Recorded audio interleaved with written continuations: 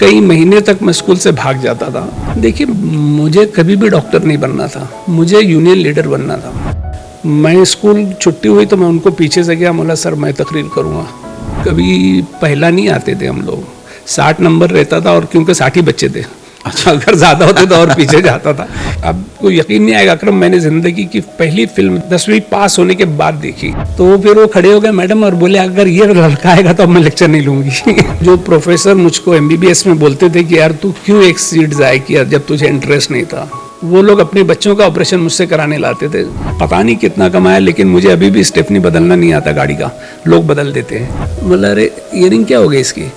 तो बोले कि वो आपका बिल देने के लिए ना, बोले वो बेचना पड़ी। तो मैं देखा बहुत देर हो गई, तो मैं गया, बोला काय साहेब काय झाला? अरे काहीच नाही बोले, मी सोडला असतं, म्हणतो की मैं डॉक्टर है। अरे मैं बोला डॉक्टर है वो। जो पहला मरीज था मेरा, उसको ऑपरेशन की जरूरत थी और उसके पास कुल 20 रुपया था। तो उस जमाने में सर्कस देखने पर हमको इतनी डांट पड़ी थी कि पूछो मत। क्योंकि मालेगांव वाले जब प्यार किसी को करते हैं ना, बेशक जी जान से करते हैं। तो साथी निहाल अहमद मेरे आइडियल थे। अच्छा। हाँ, मुझे बिल्कुल ऐसा लगता था कि आज नहीं तो कल मैं भी यूनियन लीडर बनूंगा और मैं भी मजदूरों के हक के लिए लड़ाई करूंगा। आज मैं अपनी खुशनसीबी मान रहा हूँ कि आप मेरे शो में आए, और मैं समझता हूँ कि मेरे शो का मकसद पूरा हो गया। तुम अगर मुझको मेरी तारीफ नहीं भी करोगे तो भी मैं इंटरव्यू देने तो आ गया हूँ। बहुत बहुत शुक्रिया। अब टेंशन नहीं। दूसरे, इससे पहले कि मैं इंटरव्यू शुरू करूँ, मैं तुझे मुबारकबाद देना चाहूँगा इस बात के लिए, तेरे न्यू वेंचर के लिए, ये पॉडकास्ट के लिए मुबारकबाद देना चाहूँगा। शुक्रिया कि अल्लाह ताला खूब तरक्की दे। और मैं एक बात चीज़ मैंने नोटिस की है तुम्हारे अंदर, जो मुँह पे नहीं बोलता हूँ, मैं पीछे बोलता हूँ, क्योंकि तुम्हारे अंदर जो कंसिस्टेंसी है ना, कोई चीज़ करते हो दिल से करते हो यार, कोई भी काम करते हो तुम दिल से करते हो। मैंने हमेशा देखा है, नोटिस किया है तुमको, यानी इतना इन्वॉल्वमेंट के साथ में। और मैं बंदा अगर इतने इन्वॉल्वमेंट के साथ में चोरी भी करेगा ना तो अल्लाह उसमें मदद देता है। बिल्कुल। यानी जो भी काम इतना इन्वॉल्वमेंट के साथ में करता है आदमी, तो अल्लाह ताला की मदद आती है। तो तुम जो भी करते हो ना, अभी देखो पहले गाते थे, कंपोजिशन करते हो, फिर बीच में जो तुम्हारी सीरियल्स वगैरह आती थी, दिल से करते हो और मेहनत करते हो, जल्दी सो जाते हो, टाइम वेस्ट नहीं करते हो, रातों में इधर उधर कहीं मिलते नहीं हो तुम, है ना। तो ये सारी चीज़ें मैं दूसरों को मिसाल देता हूँ कि देखो यार अकरम का सारी खराबियाँ हर इंसान में, मुझ में भी है, उसमें भी होगी, लेकिन कुछ अच्छाई है, कुछ चीज़ पाने के लिए कुछ कुर्बानी देना पड़ता है। बंदा में बोला सवेरे उठ जाता है ना, बिल्कुल, है ना, और घर पे चले जाता है, बाहर आपको फजूल वक्त ज़ाय करते हुए कभी नहीं दिखेगा, बहुत मुश्किल से। तो ये चीज़ जो है मैं मुबारकबाद देना चाहूँगा कि इसको कायम रखना, माय प्लेजर, बहुत अच्छी चीज़ है। Thank you sir. चलो इंटरव्यू शुरू करते हैं। हम डायरेक्ट सवाल पे आते हैं सर। बिल्कुल। अपने बचपन के दिनों के बारे में बताइए सर, कि बचपन में आप कैसे थे, क्या हालात थे, वालिद साहब कैसे थे, वालिदा कैसी थी, कि कहाँ तक पढ़ाई की थी आपने? मैं अपने वालिदैन का 7वां बच्चा था। अच्छा। हम लोग कुल 9 बहन भाई थे और मेरा नंबर 7वां था। इस्लामपुरे में रहते थे। वालिद साहब बिजनेस से मुंसलिक थे, कारोबार, और मेरी वालिदा जो है टीचर थी, लेकिन वो वॉलंटरी रिटायरमेंट ले लिया था उन्होंने। अब जब घर में 9 बच्चे रहते हैं तो किसी एक को बहुत ज़्यादा फोकस नहीं होता है, जैसे आज के ज़माने में 1 या 2 बच्चे रहते हैं तो बहुत ज़्यादा फोकस रहते हैं। वहाँ ऐसा है कि बच्चा आ रहा है जा रहा है, सब एक एक के ऊपर ध्यान नहीं देते थे। और दूसरी ख़ास बात यह है कि जब मैंने स्कूलिंग शुरू हुई तो आज यानी बच्चों को नेगेटिव मैसेज भी मिल सकता है कि यार ये तो मैं स्कूल से भाग जाता था। अच्छा। मुझे जब घर वाले जो है, मेरे वालिद, बड़े भाई है, जो भी मुझको छोड़ने के लिए जाते थे ना, तो मैं स्कूल से भागकर उनसे पहले घर पहुंच जाता था। अच्छा। और ये कई महीना चला। 1 नंबर स्कूल जो है, हाँ, 1 नंबर के अंदर मेरा दाखिला हुआ था और कई महीने तक मैं स्कूल से भाग जाता था। फिर घर पे डांट पड़ती थी, मार तो नहीं पड़ती थी लेकिन डांट पड़ती थी। मेरी वालिदा टीचर थी तो बहुत अच्छे से समझाते थे।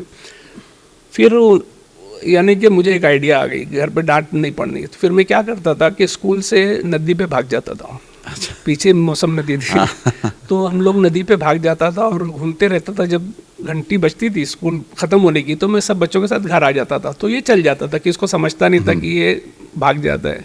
एक दफ़े क्या हुआ कि किसी का इंतकाल, बड़े आदमी का इंतकाल होता है, छुट्टी दे देते हैं ना। सुबह 7 बजे की स्कूल रहती थी, कुछ 9-10 बजे छुट्टी दे दी और मैं वही अपने 12:30 बजे घर पहुंचा। अच्छा। जब पकड़ा गई कि यार ये स्कूल नहीं जाता है, कहीं घूमते रहता है।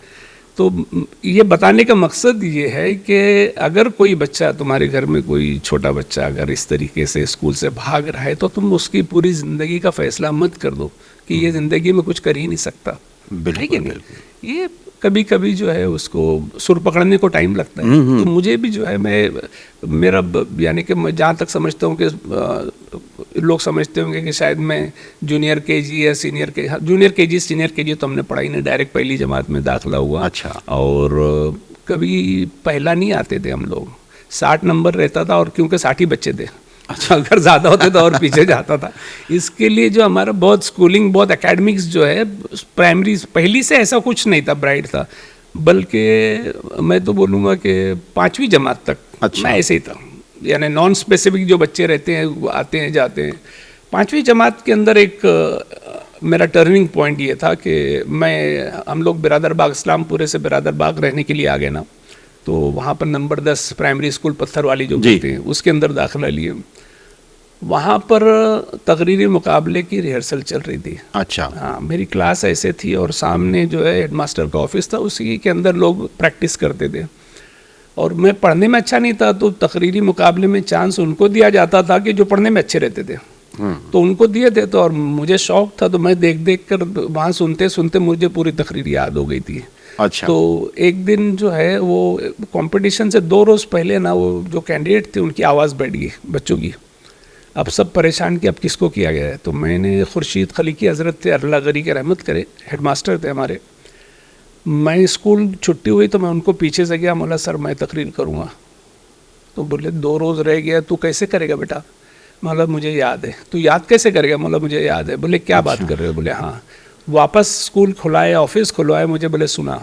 मैंने जब सुनाई ना तो उनको इतना अच्छा लगा, वो बोले अब किसी को कुछ बोलना मत बेटा, कल तू जब आएगा मैं बुलाऊंगा तो ऑफिस में आ जाना।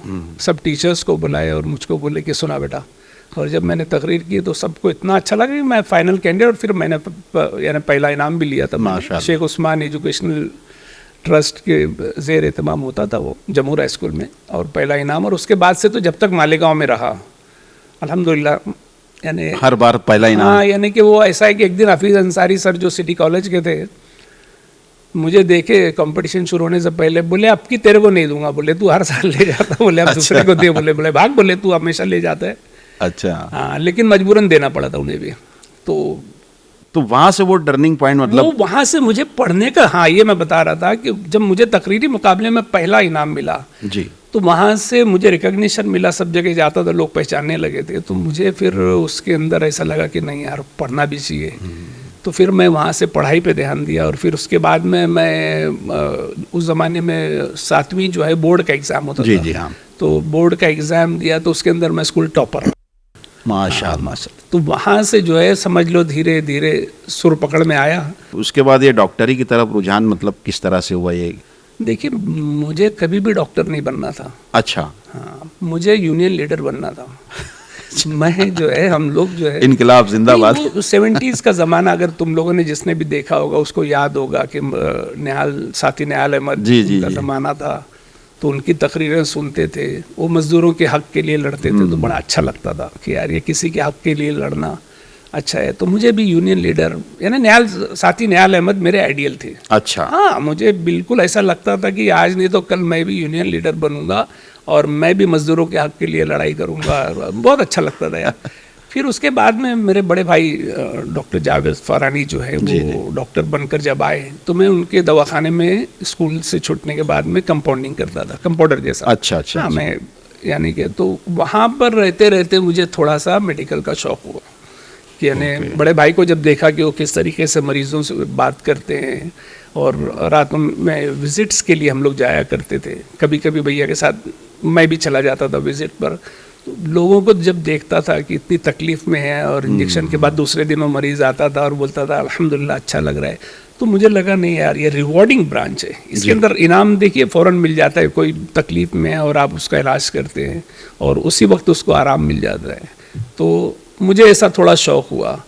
प्राइमरी के अंदर जो मेरे एक यानी कि जो खुर्शीद खलीकी हज़रत के अलावा मेरे जो टीचर्स थे जिन्होंने मुझे शेप दिया, मुझे किरदार को, मेरे कैरेक्टर को जिन्होंने भी वो दिया, उसके अंदर सबसे बड़ा रोल जो है यूसुफ खान कुरैशी हज़रत हज़ार कुली मेरे थे ना, आज भी हयात है माशाल्लाह वो।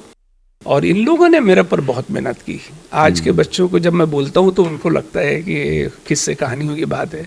यानी मैं जब बीमार होता था, यानी मुझे याद है अच्छे से, टाइफाइड हो गया था, मैं स्कूल नहीं जा रहा था, तो यूसुफ सर मेरे घर आते थे और जो मेरा नुकसान होता था स्कूल में वो पढ़ा के जाते थे। माशाल्लाह, क्या आज ऐसा तस्वुर भी नहीं कर सकते कि कोई प्राइमरी का टीचर किसी बच्चे के लिए घर जाकर पढ़ाएगा। और फिर मुकीम असर बयावली मेरे उस्ताद थे, तो उन्होंने जो चीज़ सिखाई वो भी आप ज़िंदगी के साथ सारी चीज़ें लग गई। उन्होंने बेबाकी सिखाई, बेटा किसी के बाप से डरने का नहीं। तो आज तक जो है अल्हम्दुलिल्लाह उस पर कायम है और इनका बड़ा रोल रहा है। और फिर हाई स्कूल के अंदर तो हम लोग खुशनसीब थे कि टीचर्स बहुत अच्छे थे माशाल्लाह। तो तालीम एटीडी हाई स्कूल से किया? मालेगांव स्कूल, शोरफा के स्कूल मालेगांव स्कूल मानी जाती थी उस ज़माने में। एटीटी वाले जो है पिक्चर वगैरह देखने में ज़्यादा ऐसा लोग समझते थे। हाँ। और आपको यकीन नहीं आएगा अकरम, मैंने ज़िंदगी की पहली फिल्म 10वीं जमात में देखी, 10वीं पास होने के बाद देखी। अच्छा। हाँ, यानी जब तक हमारे तसव्वुर भी नहीं था कि न फिल्मों में जा सकते हैं। और मैं जब बॉम्बे में MBBS यानी कर रहा था, तो उस ज़माने का मैं तो अखलाकी कदरें बता रहा हूँ कि जब हम आते थे और मौसम पुल से गुजरते थे, भाई वगैरह साथ में रहे, तो हम लोग ऐसा तिरछी नज़र से पोस्टर देखते थे। यानी MBBS कर रहा हूँ, इतना बड़ा होने के बाद में भी तिरछी नज़र से पोस्टर देखते थे कि कोई देख ना ले कि पोस्टर देख रहा है। अच्छा, यानी ये अखलाकी कदरें थी उस ज़माने। बेशक बेशक। पढ़ाई जो है डॉक्टरी की यहाँ पर भी की आपने?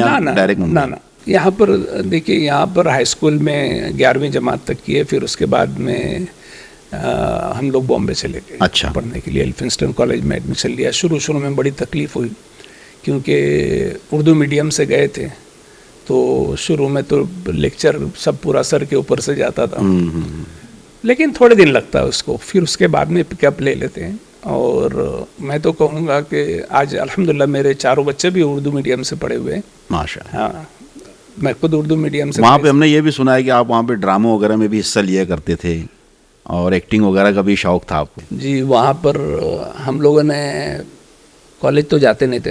अच्छा, वहाँ भी यही हाल था? ये तो नहीं कह सकते कि कॉलेज नहीं जाते थे, कॉलेज जाते थे, लेक्चर में नहीं जाते थे। अच्छा। कैंटीन में बैठते थे, बाजू में ऑडिटोरियम था हमारा। अच्छा। तो वहाँ पर रिहर्सल्स होती थी और बस ड्रामे प्लेस बनाए जाते थे, कॉम्पिटिशन में जाए जाते थे। इप्टा ड्रामे में भी हम लोगों ने पार्ट लिया। इप्टा कंपटीशन में मुझे बेस्ट एक्टर का प्राइज़ भी मिल चुका है, एक्टर अच्छा। का। फिर all India inter collegiate competition में भी हमने best play, best actor, best director, best, हाँ, टोटल इंटर मेडिकल कॉलेज के जो कॉम्पिटिशन्स होते थे उसके अंदर में भी हम लोगों ने प्राइज़ लिया। तो मेडिकल MBBS तक तो ऐसे ही थे। अच्छा। यानी कि आप यकीन नहीं करेंगे कि एक मरतबा मैं कैंटीन में बैठा था तो कुछ लड़के आए, बोले कि यार मैडम जो तुमको बुला रही हैं। मतलब क्यों? अभी जामा नहीं आता। मतलब बोले मैडम बोल रहे हैं जब तक यानी वो नहीं आएगा मैं लेक्चर नहीं लूँगी। अच्छा। यानी वो एब्सेंट रहता है, बोले जब तक वो नहीं आएगा मैं नहीं लूँगा। तो सब लड़के लोग बोले यार तू हमारे लिए तो चले यार, बोले नहीं तो मैडम लेक्चर नहीं। बोला ठीक है चलो, जाके बैठ गए। अब वो बैठे थे ना तो ले रहे थे लेक्चर, और मैं खिड़की के बाहर, एक कौवा जो है वो बैठा हुआ था और वो पंजे में उसके रोटी का टुकड़ा था। अब वो कोशिश में था खाने की भी, तो वो मुझे बड़ा अच्छा लग रहा था, मैं उसको देखते बैठा। तो अचानक देखा साइलेंट हो गया। मतलब क्या हो गया? तो सब मेरी तरफ देखने लगे। मैडम बोले do you find that more interesting? बोले यस मैडम। अच्छा। अभी देखिए अल्हम्दुलिल्लाह मैं झूठ नहीं बोलता, मेरी बचपन से ये माँ बाप की तरबियत रही है झूठ नहीं बोलना। तो उसके बहुत सारे कभी कभी तकलीफ़ें भी आई। वो बोले तो वो ज़्यादा इंटरेस्टिंग लग रहा है। मैं बोला हाँ मैडम। तो फिर वो खड़े हो गए मैडम और बोले अगर ये लड़का आएगा तो अब मैं लेक्चर नहीं लूँगी। यानी जो थोड़ी देर पहले बोले थे कि अगर वो नहीं आएगा तो मैं नहीं लूँगी, अब बोल रहे थे कि अगर ये आएगा तो मैं नहीं लूँगी। तो मुझे वापस भेज दिया। लड़के बोले तू कैंटीन में ही अच्छा है। तो हमारा यानी रिकॉर्ड जो है ऐसे ही था। लेकिन एग्ज़ाम से 1 महीना पहले हम लोग सिंसियरली पढ़ने लगते थे। अच्छा। 1 महीना पहले, यानी फिर रात दिन एक करते थे। यानी 24 घंटा सूरज कब निकल रहा है डूब रहा है हमको पता नहीं रहता था, सिर्फ पढ़ते रहते थे पढ़ते। और MBBS होने के बाद में जो है थिएटर फिर चालू कर दिया हम लोगों ने। अच्छा। हाँ, काफ़ी ड्रामे किए, फिर प्रोफेशनल ड्रामेज भी कुछ किए हम लोगों ने। स्क्रिप्ट लिखा, एक गुजराती ड्रामा चित्कार करके, जिसमें हमारे दोस्त थे लतेश, हम लोगों ने उसको स्क्रिप्ट साथ में लिखी थी। अच्छा। हाँ, सुजाता मेहता उसमें रोल करती थी। उस दौरान में कभी ये ख्याल नहीं आया कि फिल्मों में भी ट्राई किया जाए नहीं कुछ ऐसा? नहीं, यानी वो तो एंट्री का यानी स्टार्ट हो गया था हमारे ज़माने में। हम लोग जब ड्रामे जाते थे तो उस ज़माने में नाना पाटेकर उधर से मराठी थिएटर से आते थे, और काफ़ी नसीरुद्दीन शाह भी आ गए थे बॉम्बे दिल्ली से, तो ये सब स्टार्ट हो रहा था, सब थोड़ा दरवाजे खुल रहे थे धीरे हाँ धीरे। ऐसा लग रहा था कि यार, और हमको भी ऐसा लगता था कि यार शायद उसमें मज़ा ज़्यादा आता है, इसमें तो कोई शक नहीं है बिल्कुल। कि थिएटर की दुनिया जो है वो एक अलग दुनिया है, उसके अंदर बहुत मज़ा आता था मुझे। फिर मेरा एक दोस्त जो लतेश शाह जो है ना, वो एक दिन लेकर बैठे, क्योंकि हम लोगों को ना वो विजय तलवार वगैरह कुछ ऑफ़र लेकर आए थे, तो बोले कि यार देखो अब तुमको ना ये रास्ता चुनना है, या तो मेडिकल करो या थिएटर करो।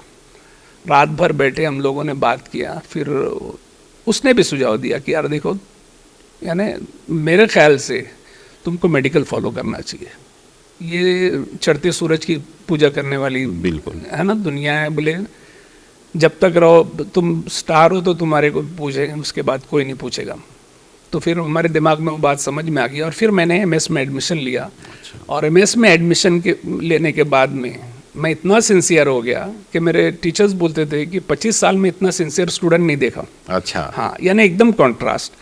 जो लोग जो है, जो प्रोफेसर मुझको एमबीबीएस में बोलते थे कि यार तू क्यों एक सीट ज़ाय किया जब तुझे इंटरेस्ट नहीं था, थिएटर करता है आता नहीं है, वो लोग अपने बच्चों का ऑपरेशन मुझसे कराने लाते थे जब एमएस कर रहा था। अच्छा। यानी एकदम चेंज कर दिया, टोटली चेंज कर दिया मैंने, मेरी पुरानी इमेज ख़त्म हो गई। सारे लोग, यानी हॉस्पिटल में कोई बॉस भी अगर यानी बाहर जाता था दूसरी यूनिट का भी, तो बोलता था कि फारानी अगर कैंपस में है तो ऑपरेशन करो। अच्छा। यानी ये ट्रस्ट हो गया था कि अगर कैंपस में फारानी है तो तुम कर सकते हो ऑपरेशन, माशाल्लाह। और मालेगांव वाले यूजुअली जो है ना बहुत टेक्निकली बहुत अच्छे रहते हैं, यानी उनका बचपन से जो है चाबी पाना और सारी चीज़ें करते हुए रहते हैं ना, तो टेक्निकली अच्छे रहते हैं। दूसरे जगह के लोग नहीं रहते। हम लोग हॉस्टल में थे ना, पावर जाती थी तो हम लोग जाके यानी खुद ही बना लेते नहीं, फ्यूज़ नहीं, वो लड़के जो है बाहर के जो है उनको लगता था ये क्या कर रहा है, फ्यूज़ निकालना और ऐसा वायर खोल के बना लेना, ये अपने लिए कोई बात नहीं थी। मालेगांव में शायद बच्चा बच्चा कर लेता है, लेकिन बाहर वालों के लिए बहुत अजीब चीज़ थी, अजूबा था वो कि यार ये क्या कर रहा है। तो वहाँ से जो है हमारा जो है करियर जो है एकदम से चेंज होते चला गया, और अल्हम्दुलिल्लाह बॉम्बे में भी बहुत अच्छा नाम रहा। और शायद उन चंद लोगों को छोड़कर ज़्यादातर बच्चे अमेरिका चले गए। अच्छा। उस ज़माने में मेरे बैच के यानी उंगलियों पर गिन सकता हूँ मैं। अच्छा। कि जो इंडिया में रह गए थे, बहुत तो इसलिए रह गए थे कि मजबूरन जा नहीं सकते थे। हमको तो चॉइस थी, हमको ऑप्शन था कि हमारे साथी लोग जा रहे थे, हमारे पास डिग्री थी, सब कुछ था, हम भी अमेरिका जा सकते थे। लेकिन एक बात आज बता दूं, मुझे हिंदुस्तान से इतना प्यार है, इतना प्यार है कि यानी मैं बता नहीं सकता, कि मेरी कभी ख्वाहिश भी नहीं हुई कि घूमने के लिए भी अमेरिका चला जाऊँ। ख्वाहिश भी नहीं होती मेरे को। मैं बहुत मुतमईन हूँ अपने मुल्क में, बहुत खुश हूँ, और उससे ज़्यादा खुश मालेगांव में हूँ। मालेगांव से मुझे इतना प्यार है कि मैं अगर खुदा ताला दोबारा दुनिया में भेजेंगे तो मालेगांव में पैदा करूँ, क्योंकि यहाँ पर जो है ना लोग मोहब्बत देते हैं यार। मालेगांव में 33 साल से काम कर रहा हूँ अकरम, यकीन जानो यानी कि इतनी प्यार मिला है मुझे इस शहर में कि मैं तस्वुर नहीं कर सकता। मेरा एक दोस्त उसने जो अमेरिका वगैरह चले गए, तो मुझसे एक दिन पूछने लगे कि यार फरानी कितना कमाया, ये जुमला था, क्योंकि वो लोग जो इसी में नापते हैं। तो बोले कितना कमाया, तो मैं बोला यार पता नहीं कितना कमाया, लेकिन मुझे अभी भी स्टेपनी बदलना नहीं आता गाड़ी का, लोग बदल देते हैं। मालेगांव के अंदर तुम कहीं गाड़ी रोक के साइड में हो जाओ तो मुझे कुछ नहीं करना पड़ेगा ना, लोग व्हील चेंज करेंगे। तो मैं बोला यार अभी तक सीखा नहीं मैंने, मैं बोला यही कमाई है मेरी। बेशक बेशक। तो मालेगांव ने बहुत प्यार दिया है मुझे, और शायद मैं उसका कर्ज कभी उतार भी पाऊंगा कि नहीं पता नहीं, कोशिश तो करता हूँ कि मैं कभी उतार लूँ, लेकिन बहुत मुश्किल लगता है, क्योंकि मालेगांव वाले जब प्यार किसी को करते हैं ना, बेशक जी जान से करते हैं। और सर उस दौर का कोई किस्सा, मज़ेदार कुछ किस्से तो बहुत हमने सुने हैं कि सर के बोले इतने हैं बोले किस्से। मुश्ताक बताया होगा, मुझे बताया कि बोले सर से जब मिलेंगे तो उनके खाली पुराने किस्से सुनना, बोले तेरे 2-3 एपिसोड ऐसे ही निकल जाएंगे बोले। नहीं वो तो सर कुछ किस्से हम चाहेंगे शेयर करें आप हमारे साथ, कुछ मज़ेदार किस्से जो आपको आज तक याद है। नहीं वो तो ऐसा है कि उस ज़माने में भी एंकरिंग वगैरह करता था, यानी सब प्रोफेसर लोग जो है ना डरते थे कि यार क्या बोलेगा मालूम नहीं। अच्छा। एक शर्मा मैडम थी, एक दिन प्रोग्राम में मैं जा रहा था तो मुझे बोले आवाज़ दिए, कॉरिडोर में मिली, बोले फरहान इधर आ, ये मेरे हस्बैंड है, मीट माई हस्बैंड, ये मिलिट्री ऑफिसर है, इनके पास गन भी है और बोले he doesn't need a licence to kill, बोले मार सकते हैं, कुछ बोला तो ठीक नहीं होगा। अच्छा। लेकिन कॉलेज के अंदर जो है हम लोग जो है एंकरिंग जब करता था तो यानी मैं बोलूँगा कि उर्दू ज़ुबान के फ़ायदे कहाँ तक मिले। मैं पहला शख्स था जो बॉम्बे के अंदर कॉलेज के अंदर उर्दू में तकरीर किया था। अच्छा। इलेक्शन लड़े हम लोग वहाँ पर और उर्दू में तकरीर किया था मैं। सब अंग्रेज़ी चलती थी वहाँ, या मराठी चलती थी या गुजराती चलती थी, हिंदी बोलने को मायूब समझते थे। अच्छा। लेकिन मैं वहाँ जाकर जो है पहला शख्स था जो उसने इलेक्शन में और हिंदी में, वो हिंदी बोलते हैं, हम लोग उर्दू बोलते हैं, हाँ। उसमें तकरीर किया और इतनी पसंद की गई कि मुझे डीन ने ऑफिस में बुलाकर बोला कि यार तुम्हें उर्दू आती है? बोले मुझे सिखाओगे? मैं बोला क्यों नहीं सिखाऊंगा। तो यानी उर्दू के कितने फ़ायदे होते हैं कि जब तक मैं कॉलेज में रहा तो एंकरिंग जो है मुझे ही करनी पड़ती थी, सारी जिम्मेदारी आपको दे दी जाती थी कि भाई आप अभी तो, और कम से कम 8 से 10 माशके तो मेरे वजह से हुए होंगे। अच्छा। और शादियां भी हुई। हाँ, क्योंकि लोग बोलते थे अरे फरहानी ज़रा जुल्फ़ों पे कोई शेर बोलना। तो हम लोग उनको जुल्फ़ों पे शेर दे देते थे तो वो अपने महबूब को भेज देते थे। अच्छा। इस तरीके से बहुत सारे, यानी कि अभी वो जब बात से बात निकलती है ना तो याद आते रहते हैं। चंद्र प्रकाश द्विवेदी को जानते हैं आप? नहीं। चाणक्य सीरियल जिसने डायरेक्ट की थी। अच्छा। चाणक्य सीरियल में चाणक्य का रोल भी किया था उसने। पिंजर फिल्म का डायरेक्टर। हाँ, पिंजर फिल्म का डायरेक्टर जो है वो हम लोग जो है साथ में ड्रामे करते थे। अच्छा। हाँ, इप्टा में हम लोगों ने स्टार्ट किया। वो भी इसलिए कि वहाँ पर कॉलेज में हिंदी के लिए कोई फंड ही नहीं था, यानी इंग्लिश है और मराठी के लिए तो फंड था, गुजराती के लिए तो हिंदी के लिए नहीं था। हम लोग बोले कि यार हमको ड्रामे में पार्ट लेना है, तो बोले यार फंड नहीं है हमारे पास। तो फिर हम लोगों ने स्क्रिप्ट ढूंढ कर ऐसी स्क्रिप्ट निकाली जिसमें कोई प्रॉपर्टी नहीं लगती है, कोई कॉस्ट्यूम नहीं लगता है। अच्छा। सिर्फ 2 एक्टर रहते हैं, यानी ज़्यादा वो भी नहीं। और हम लोग बैठ कर रिहर्सल करके फिर इप्टा में जब हम लोगों ने पार्टिसिपेट किया और उसमें हम लोग फाइनल में आए, तब लोग कॉलेज में पता चला कि यानी ये भी कुछ होता है, ऐसा हो सकता है। हाँ, और वो आज डायरेक्टर बन गया, लेकिन मैं इधर डॉक्टर बन गया।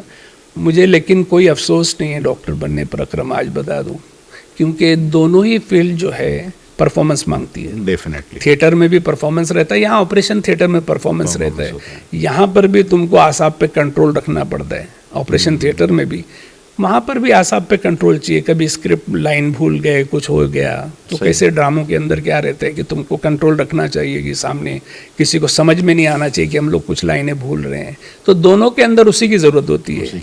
तो इसीलिए मैं यहाँ पर भी बहुत मुतमईन हूँ और मुझे कोई अफसोस नहीं है।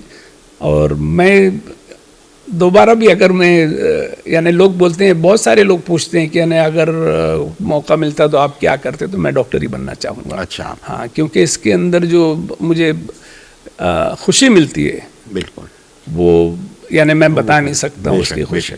एक वाक़या अब तुमने बोल दिया तो, यानी कि वो MS होने के बाद मैं बॉम्बे में प्रैक्टिस कर रहा था, तो मैंने वहाँ पर एक बच्ची का ऑपरेशन किया और वो जो फॉलोअप के लिए आई तो उसके कान में जो है वो धागा लटका हुआ था, डोरी, ऐसे फॉलोअप के लिए आए। तो मैं बोला अरे तेरी आयरन यानी क्या हो गया बेटा? तो नीचे देखने लगी तो मैं उसकी मम्मी की तरफ देखा तो उसकी मम्मी ने, वो भी ज़रा शर्मा गई। बोला अरे ईयरिंग क्या हो गई इसकी? तो बोले कि वो आपका बिल देने के लिए ना, बोले वो बेचना पड़ी। तो मुझे इतना शौक लगा, मैं बोला यार इसके पापा क्या काम करते हैं, यानी किधर है वो, आए हैं क्या? बोले नहीं। मैं बोला क्या काम करते हैं? बोले वो मराठा मंदिर पे ब्लैक करते हैं। तो मैं बोला यार इसके अब्बा को बोलो मुझसे मिलने के लिए, यानी मैं नहीं पैसा लेना चाहूँगा। और उसके बाद से मुझे जो यानी जहन पे वो लगा, तो उसके बाद से मैं यानी कि जो भी आज लोगों में रेपुटेशन होगा कि यानी पैसे का, तो जो भी था ना कि यार किसी से ज़बरदस्ती पैसा लो तो ऐसे भी लोग निकल जाते हैं कभी कभी, यानी मैं अभी भी मेरे को आंसू आ सकते हैं बेशक। यानी कि वो ब्लैक करने वाला थिएटर में ब्लैक करता था और उसने उसके ऑपरेशन के लिए उसकी यानी ईयरिंग बेच दी थी। तो मुझे बहुत, तो यानी मेरे दिल पे ऐसा लगा था कि मैं क्या साला मेरे वो पैसा मैं इस्तेमाल कर ही नहीं सकता हूँ, सवाल ही नहीं है कि नहीं। तो वहाँ से आने के बाद जब मालेगांव आया तो आपको यकीन नहीं आएगा कि जो पहला मरीज़ था मेरा, उसको ऑपरेशन की ज़रूरत थी और उसके पास कुल 20 रुपया था। ऑपरेशन की जरूरत थी और 20 रुपया उसका अपेंडिक्स कुछ फूट गया था और अर्जेंट ऑपरेशन की जरूरत थी। मैं बोला ऑपरेशन करना पड़ेगा। तो वो बोले यार मेरे पास तो पैसा नहीं है। मतलब कितना पैसा है? बोले 20 रुपया है। इसका क्या करें? तो बड़ी मुश्किल में मैं बोला यार, मैं तो एकदम नया था, पहला ऑपरेशन था। तो मैं बोला यार ये सिविल में अगर होता होगा तो बेचारे का हो जाएगा। तो मैं सिविल भेजा, तो वहाँ से गोली लेकर आ गया। मैं बोला मेरी चिट्ठी नहीं दी गया, उसमें लिखा है मैंने। बोले वो देखे, वो डस्टबिन में डाल दिए बोले। और वो बोले कि यार गोली ले ले, अच्छा हो जाएगा। तो मैं बोला यार ये तो मर जाएगा, उसको ऑपरेशन करना ज़रूरी है। तो मैं बोला भाई ऑपरेशन करना है? तो बोले कर दो। तो उसका ऑपरेशन, यानी हमारी बिस्मिल्लाह ऐसे हुई थी ना, उसके पास पैसे थे ना दवा के पैसे थे। तो शुरुआत ऐसे हुई। तो फिर मैं बोला यार अब छोड़ दो इसको। तो लेकिन अल्लाह ताला ने मुझे, यानी किसी चीज़ की कमी नहीं हुई, यानी पैसे कम लिए हुए या, लेकिन अल्लाह ताला दूसरे रास्ते से नवाज देता है। थोड़े में भी बरकत नहीं देता है वो नहीं, मुझे कभी कमी नहीं आई, मुझे अल्हम्दुलिल्लाह। और मुझे कभी कोई अफसोस भी नहीं है कि। और अभी आप बता रहे थे वो कितना कमाते पैसा, किसी ने पूछा था? अरे वो तो मैं बोला ना, दोस्त ने पूछा कि कितना कमाता है। तो मैं बोला यार मुझे स्टेफनी व्हील बदलना नहीं आती, ये मेरी कमाई है। यानी लोग इतना मदद कर रहे हैं। अगर मैं साइड में लगा दूं ना तो मान लें, अरे हाईवे पे तुम कहीं भी चले जाओ, तुम साइड में खड़ी करो, 2-4 गाड़ियां आगे पीछे, क्या हो गया डॉक्टर साहब? यानी बोलते हैं बड़ी बात है ना, बहुत बड़ी बात है सर। एक मरतबा तो मैं सिगरेट लेने के लिए, ये रिकॉर्ड से काट देना सिगरेट लेने के लिए रुका ना। उस ज़माने में मेरे पास फिएट थी और उसकी बैटरी कमज़ोर हो गई थी, तो अक्सर रुक जाती थी ना, पीछे से कुछ ना कुछ लोग अपने मालिकाओं बेचारे धक्का दे देते थे। एक दिन मैं रुका ना तो पीछे धक्का दे रहा था। मैं बोला क्यों धक्का दे रहा है? अभी मैं बोला सिगरेट लेने रुका हूँ भाई उसको लगा शायद बंद पड़ गई धक्का देने का। और ये भी सुनने में आता था सर कि आप चेंज स्मोकर थे, मतलब ये कैसे छूटी आदत? अरे वो मालेगांव वाले इम्तियाज खलील है ना, वो बोले यार नशा मुक्त मालेगांव अभियान चलाना है। अच्छा। मेरे पास आए। मैं बोला साला मैं तो खुद पीता हूँ, मैं कैसे मैंने छोड़ दिया। 7 साल हो गए अचानक। 2016 में शायद छोड़ दिया मैंने। मैं बोला यार छोड़ देता हूँ, 2 दिन बाद करते हैं प्रोग्राम। और छोड़ दिया अल्हम्दुलिल्लाह।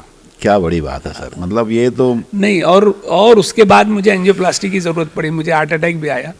यानी लोग बोले कि यार अचानक छोड़ दिया। मैं बोला नहीं, अब छोड़ दिया तो छोड़ दिया।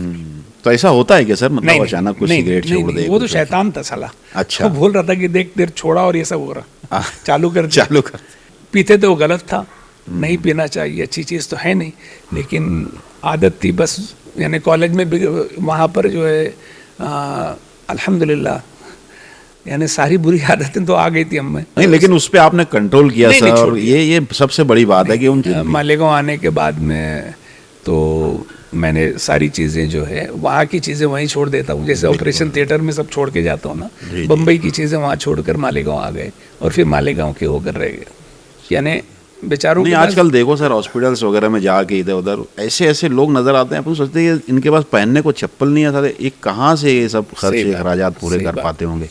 बहुत अफसोस भी होता है, लेकिन खैर अल्लाह ताला तो हर एक का एक जरिया बनाया और कुछ नहीं। और मैं तो जितना शुक्र अदा करूं अल्लाह ताला का, मैं बता नहीं सकता कि अल्लाह ने इतना करम किया मुझ जैसा नालायक नहीं मस्ती जो आपकी खिदमत है ना सर, शरारती, इतना ज़्यादा शरारती कि यानी बाकायदा हमको लेक्चर में देखकर प्रोफेसर जो है बोलता था ये क्यों आया, बाकायदा वो लोग सोचते थे अक्सर वो हमारे डॉक्टर अबुल कलाम जो है जी, वो कहा करते हैं जो लास्ट बेंचर होता है, कुछ इंग्लिश में उनका बहुत अच्छा सेंटेंस है कि जो आखिरी बेंच पे बैठने वाला बच्चा ही एक्चुअल में वो होता है। वो कुछ है ना उनका एक सर? नहीं उसके यानी ये मैं बता रहा हूँ कि हर बच्चे को बैक बेंचर नहीं होना चाहिए। कुछ बैक बेंचर्स को जो हम लोग ये समझते हैं कि ये कुछ काम का नहीं है, हाँ। तो ऐसा नहीं रहता है। यानी आगे के लोग तो आगे जाते ही हैं, लेकिन पीछे वालों को अगर हम लोग ये समझे कि ज़िंदगी में कुछ नहीं कर सकता तो ऐसा नहीं रहता है।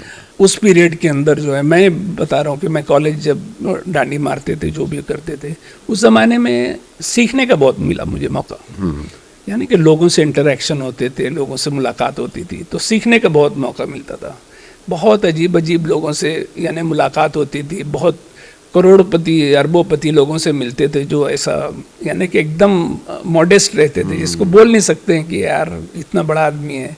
और कुछ लोग यानी ऐसे रहते थे कि कुछ है नहीं जेब में, लेकिन स्टाइल ऐसा मारते थे कि जैसे बहुत बड़े आदमी हैं। अभी मेरे एक दोस्त हैं, मुश्ताक मिला है उससे, संजय करके। अच्छा। हाँ, यानी कई 100 करोड़ की प्रॉपर्टी बॉम्बे पे मराठा मंदिर के पास होती है आज भी। आप ऑस्ट्रेलिया में वो एक मरतबा हम लोग गेटवे ऑफ इंडिया पे गए, वो कैसे रहते हैं ना, हम लोग आज भी, वो सर्जन है, ऐसे रहेंगे और इधर कटोरे वाली टोपी और इधर कौड़ी लगी है ना, एकदम अतरंगी।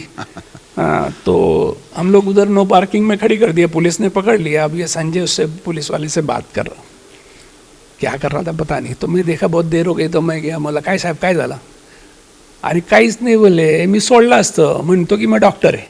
अरे मैं बोला डॉक्टर है वो, उसको लगा कि साला ये सूरत से तो दिखता नहीं है, सूरत से दिखता नहीं, और बोले मी सोडलं असतं, म्हणतोय कि मैं डॉक्टर है। उसको लगा ड्राइवर होगा। तो ऐसे वाकयात बहुत सारे होते रहते थे। तो हम लोगों ने जब इन लोगों के साथ रहे तो लगा कि यार जिंदगी में पैसे की कोई अहमियत नहीं। बेशक, बिल्कुल। आदमी जो अपने किरदार से छोटा बड़ा होता है, तुम्हारे अखलाक से छोटे बड़े होते हो। पैसा तो आज तुम्हारे पास है, कल किसी और के पास, रुकने वाली चीज है ही नहीं, कहीं एक जगह रुकती, ना ताकत, ना जवानी, ना जिंदगानी, सब जाने वाली चीजें हैं। अम्मी अब्बू जैसे थे आपका, जैसे स्कूल से हमेशा भाग जाना, ये करना, तो दोनों में सख्त कौन था जिससे डरते थे आपके, यार अगर अब्बू को मालूम पड़ा या अम्मी को मालूम पड़ा? नहीं, एक्चुअली दोनों ही इक्वली सख्त थे, लेकिन वो माशाल्लाह ऐसे माँ बाप सबको मिले, वो डांटते थे, बातों से समझाते थे। अच्छा। मारते नहीं थे। मेरी अम्मी इतना बोलती थी कि कभी कभी हम लोग ना सुनते सुनते सो जाते थे, आँख खुलती थी तो वो बोलते रहती थी। यानी हम लोगों को, और वो सब मिसालें देकर, इसकी मिसाल, उसकी मिसाल, सहाबा की मिसाल देंगी, और लेकिन अखलाकी बातें बहुत सिखाई जाती थी। मैं बच्चों को जब बोलता हूँ कि हम लोग प्राइमरी में जो है एक मरतबा सर्कस चले गए थे। अच्छा। सर्कस, हाँ, पिक्चर की बात नहीं कर रहा हूँ, सर्कस चले गए थे। तो ये यूसुफ खान कुरैशी हजरत ना, उनको पता नहीं कैसे मालूम पड़ गया कि हम लोग सर्कस गए थे। तो बोले तुम ऐसा 4-5 बच्चे दोस्त लोगों को बोले तुम लोग रुक जाना, और स्कूल छूटने के बाद हमको जो लेक्चर दिया उन्होंने, तो वो हम लोग खाली रो रहे थे और वो लेक्चर दे रहे थे। अच्छा। हाँ, और यानी कि तुम किस खानदान से हो, माँ बाप किस लिए स्कूल भेजते हैं, और तुम नाम डुबा रहे हो, यानी कि सर्कस में जा रहे हो। अकरम, तुम तसव्वुर कर सकते हो यानी कितना फ़र्क हो चुका है। उस ज़माने में सर्कस देखने पर हमको इतनी डांट पड़ी थी कि पूछो मत।